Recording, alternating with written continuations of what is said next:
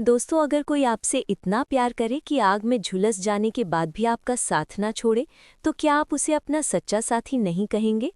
आज की कहानी है ऐसे ही एक रिश्ते की, जहां दर्द, आग और साजिशों के बीच भी प्यार जीतता है। तो चलिए जानते हैं कैसे हादसे के बाद भी वेद ने सरू का साथ नहीं छोड़ा, बल्कि उसे अपनी धर्मपत्नी बनाने का बड़ा फैसला लिया। और हाँ, अगर आप भी चाहते हैं कि सरू और वेद हमेशा साथ रहें, तो अभी चैनल को सब्सक्राइब करें, ताकि हर आने वाला ट्विस्ट आप सबसे पहले देखें। कहानी की शुरुआत होती है उस दर्दनाक पल से, जब सरू आग में बुरी तरह झुलस जाती है।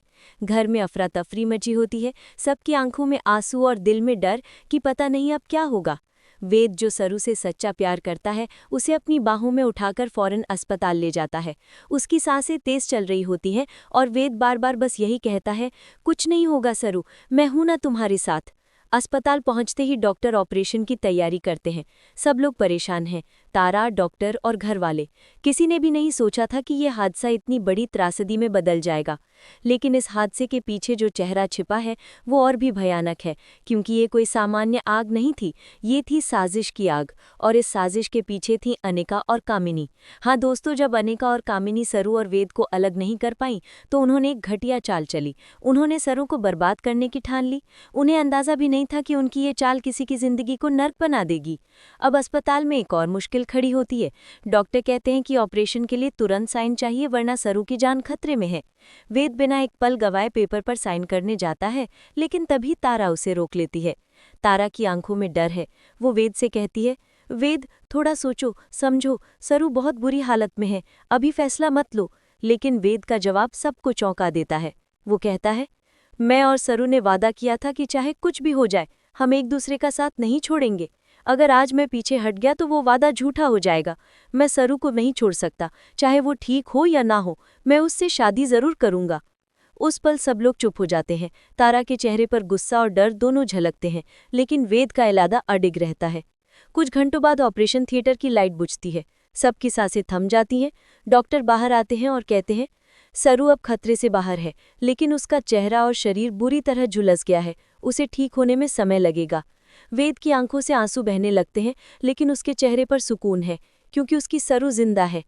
वो उसके कमरे में जाता है, उसका हाथ थामता है और धीरे से कहता है, देखा सरू, मैंने कहा था ना, मैं हमेशा तुम्हारे साथ रहूंगा। अब कहानी में एक नया मोड़ आता है। सरू की हालत सुधरने लगती है, वो धीरे धीरे होश में आती है।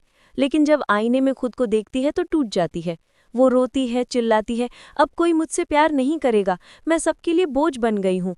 लेकिन वेद उसके पास आता है, उसका हाथ पकड़कर कहता है, तुम सिर्फ मेरे लिए बनी हो सरू, चाहे जिंदगी कितनी भी बदसूरत क्यों ना हो जाए, तुम्हारा प्यार मेरे लिए सबसे खूबसूरत रहेगा।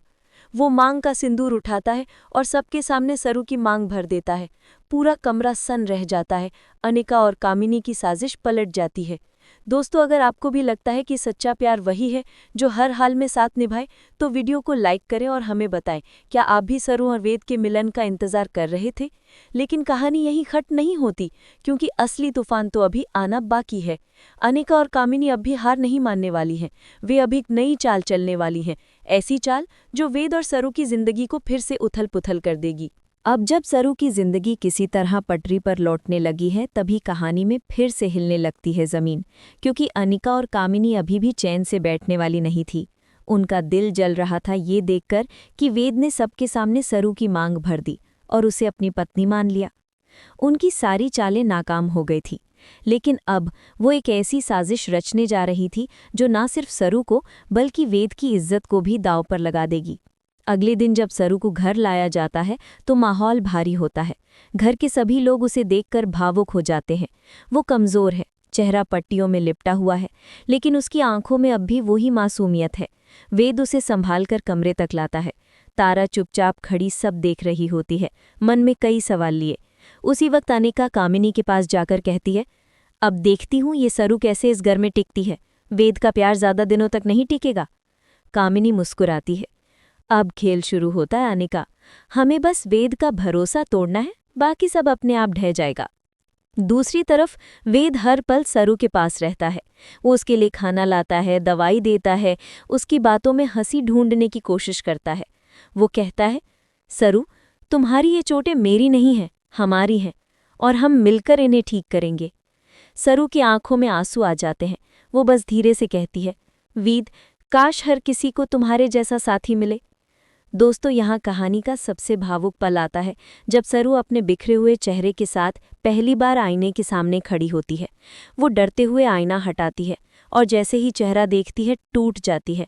उसकी आंखों से लगातार आंसू बहते हैं। वो चिल्लाती है, मैं ये नहीं हूँ, मैं सरू नहीं हूँ। पीछे से वेद आता है, उसके कांपते हुए हाथ थाम लेता है और कहता है, तुम वही हो, वही सरू जिसने मेरी जिंदगी को मायने दिए। ये चेहरा नहीं, तुम्हारा दिल तुम्हारी पहचान है। इस पल के बाद दोनों का रिश्ता और मजबूत हो जाता है, लेकिन बाहर की दुनिया उनके लिए आसान नहीं थी। लोग बातें करने लगे, देखो वेद ने उस झुलसी हुई लड़की से शादी कर ली। कुछ लोग तारीफ करते तो कुछ ताने मारते, लेकिन वेद ने किसी की बातों पर ध्यान नहीं दिया। वो बस कहता, जो दूसरों की बातों से डर जाए वो सच्चा प्यार नहीं करता। इसी बीच अनिका और कामिनी फिर चाल चलते हैं। वो कुछ झूठे सबूत तैयार करते हैं जिससे वेद को लगे कि सरू ने पहले उससे कुछ बातें छिपाई थी। वो पुराने फोटोज, रिकॉर्डिंग्स और पेपर्स निकालकर वेद के सामने रख देती हैं। वो कहती हैं, वेद, ये सब तुम्हें पता होना चाहिए था। सरू ने तुमसे ये बातें क्यों छिपाई? वेद पहले तो कुछ नहीं बोलता, लेकिन फिर कहता है, जिसने मेरे लिए अपनी जिंदगी दांव पर लगा दी, उस पर शक करना मेरे प्यार का अपमान होगा। अनिका के चेहरे पर मायूसी छा जाती है, क्योंकि वेद उनके झूठ को सुनकर भी सरू का साथ नहीं छोड़ता। पर कामिनी हार मानने वालों में से नहीं थी। अब वो एक और बड़ी योजना बनाती है। इस बार टारगेट है सरू की माँ सरूजा। दोस्तों, कहानी अब एक नए रहस्य की तरफ मोड़ रही है, क्योंकि सरूजा, जो अब तक गायब थी, वो शख्स है जिसके पास सरू की जिंदगी का असली राज है। लोगों को लगता है वो कहीं चली गई, लेकिन सच्चाई कुछ और है। अनिका और कामिनी ने मिलकर सरूजा को किडनैप कर लिया है, ताकि उसका सच सामने न आ सके।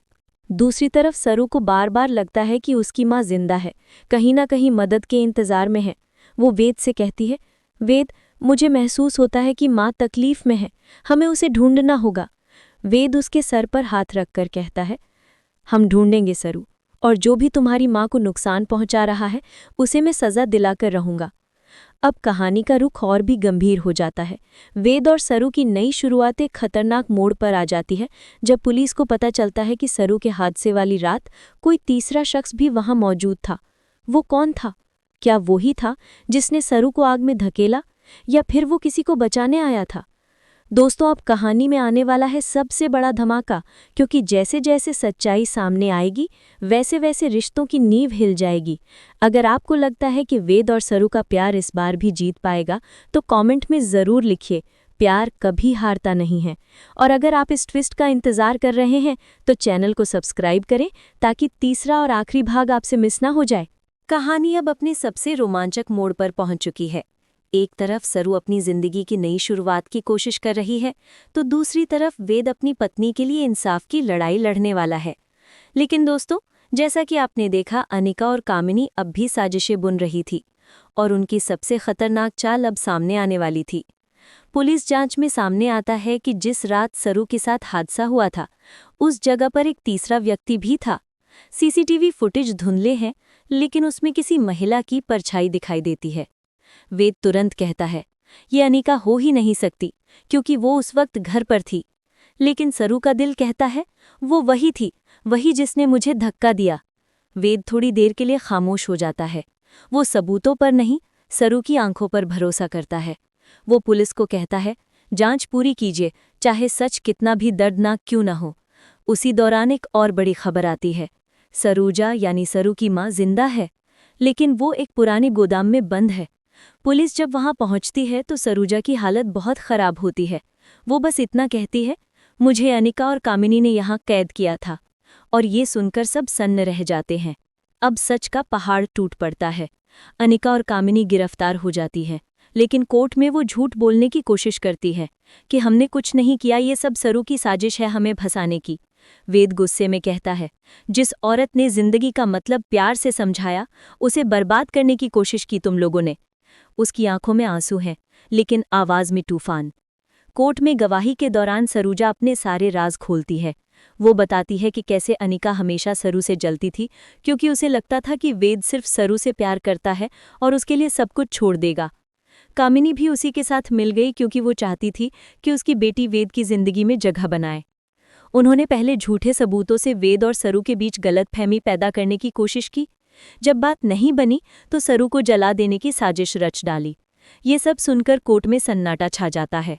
न्यायाधीश कहते हैं, प्यार को जलाने की कोशिश करने वाले खुद अपनी नियति जला बैठे, और अनिका व कामिनी को सजा सुनाई जाती है। दोस्तों, अब कहानी आती है अपने सबसे भावनात्मक मोड़ पर। वेद सरू को लेकर उस मंदिर में जाता है जहां उन्होंने पहली बार एक दूसरे से वादा किया था कि हम 7 जन्मों तक साथ रहेंगे। वेद सरू के सामने खड़ा होकर कहता है, तुमने दर्द झेला, तकलीफ सही और फिर भी किसी को दोष नहीं दिया। मैं वादा करता हूं, अब जिंदगी की हर सुबह तुम्हारे साथ मुस्कुराऊंगा। सरू की आंखों में आंसू है, लेकिन इस बार वो आंसू दर्द के नहीं, सुकून के हैं। वो कहती है, वेद, अगर मेरा चेहरा झुलस गया तो क्या हुआ? हमारा प्यार तो पहले से ज्यादा चमक रहा है। मुझे बस इतना चाहिए कि तुम कभी मेरा साथ ना छोड़ना। वेद धीरे से उसके माथे पर सिंदूर लगाता है और पूरे मंदिर में शंख बज उठता है।